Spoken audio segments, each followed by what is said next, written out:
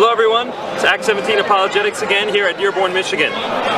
We've been going through the various booths, getting the information that's found at tables, and here's one that I found extremely interesting. It's called Uprooting the Forces of Evil, Islam's War on Terrorism.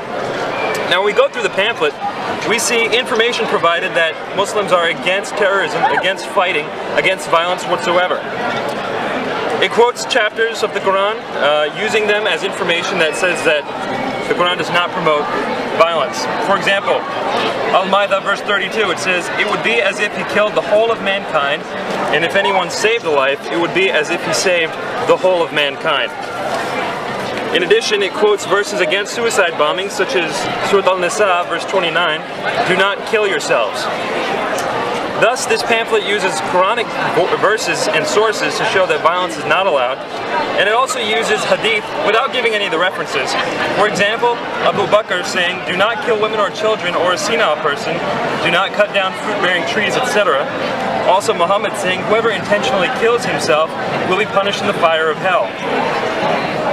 So we see Quranic verses being used with the sources and ahadith being used without the sources in order to promote that Islam is not a religion of violence.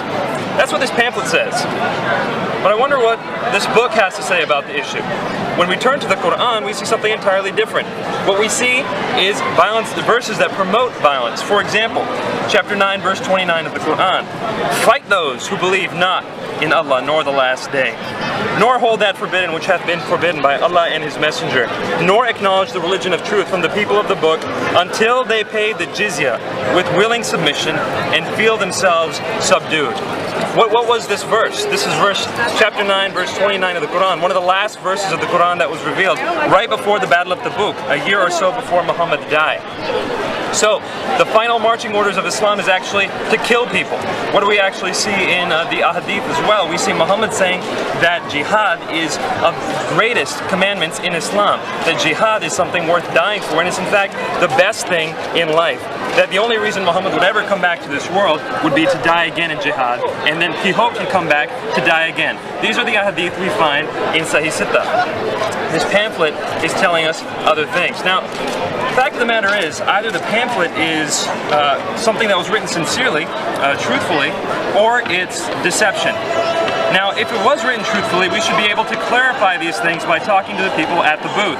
How about we give it a shot? Let's see what the people at the booth have to say about this pamphlet.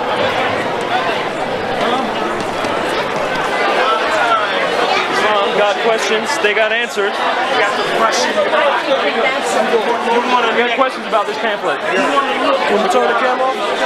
Well, we wanted to get this recorded so you can be able to turn the camera off, I'll talk to you. No camera? Yeah. Alright, so what we see here is that we are told Islam got questions, we got answers, but they do not allow it to be recorded.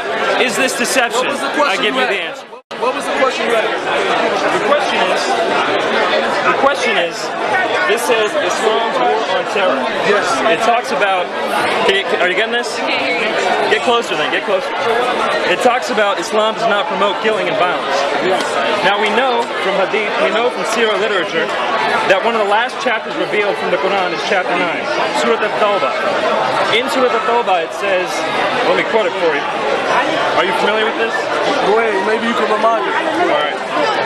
In Surah Al-Tawbah, chapter 9, verse 29, it says, "Fight those who believe not in Allah nor the last day, nor hold that forbidden which has been forbidden by Allah and His Messenger, nor acknowledge the religion of the truth from among the people of the book, until they pay the jizya with willing submission and feel themselves subdued."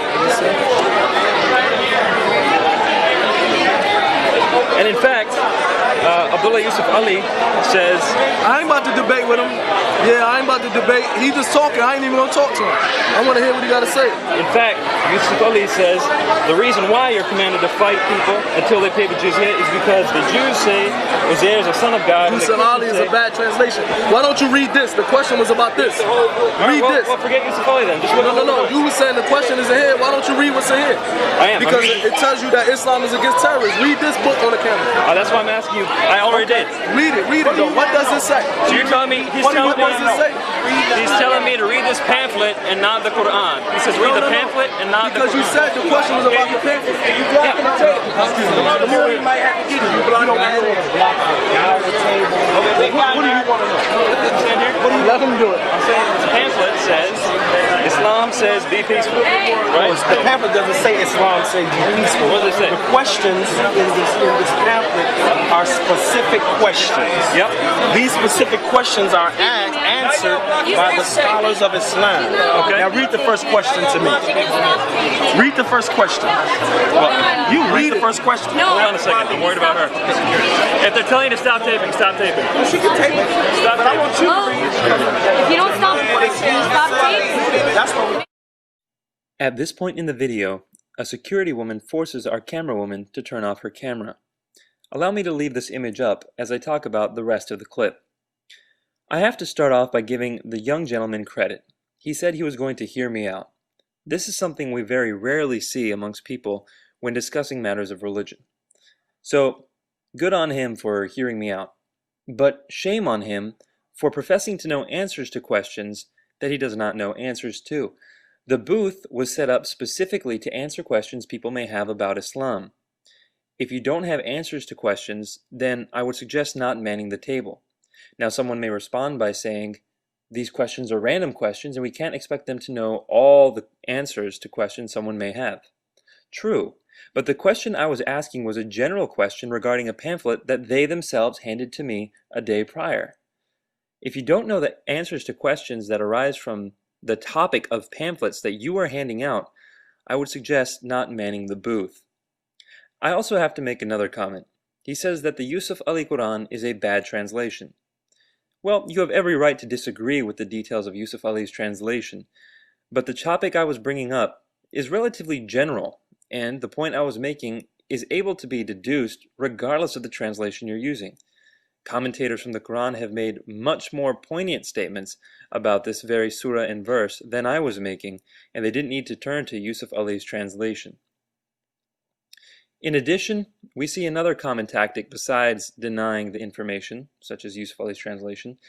This tactic is to say, ignore what is actually being written and read what other people have to say about what's being written.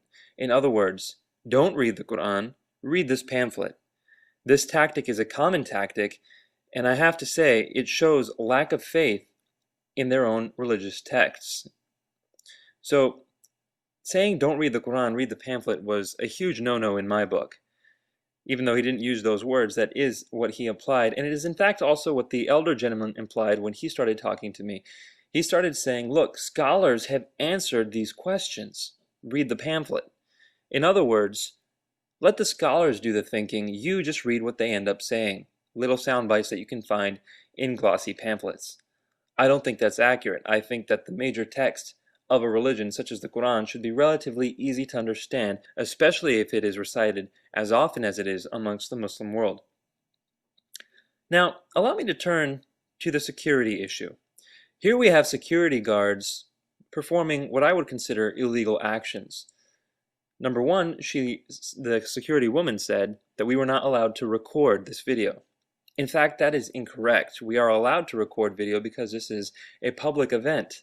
It's an event open to anyone. No one has to pay, no one has to register, and it is on public ground. So it's a public event, and the police themselves said we're allowed to record. So knowingly or unknowingly, she misinformed us and then enforced a false ruling by making us turn off our camera. Now, touching the camera is unquestionably illegal in the United States. Forcing a woman to turn off her camera with physical measures is also illegal. So the security people actually committed lots of infringements upon the law. And not only that, but she ignored what the man at the booth was saying. If you listen carefully, he said the words, she can tape it. In other words, he was okay with her taping this recording. However, security forced us to turn it off, again, illegally. Now, I do have to wonder why. Why is this happening? I've received some comments from people on the earlier videos saying that anyone would respond this way and react this way, even Christians. I disagree. I think Christians would love the opportunity to have their answers broadcasted the way I have just broadcasted this video. In other words, I didn't edit out anything they said. I didn't misrepresent anything they said. I put everything up, and I think any Christian manning a booth would be willing to have their answers put up and represented fully the way my attempt to represent their answers was. This is Nabil Qureshi with Act 17 Apologetics. Stay tuned for the rest of the events that will unfurl over the next few weeks or so. The weekend was action-packed, and we have the most powerful video footage left to see. So keep in touch with the website. We'll see you soon. God bless you all.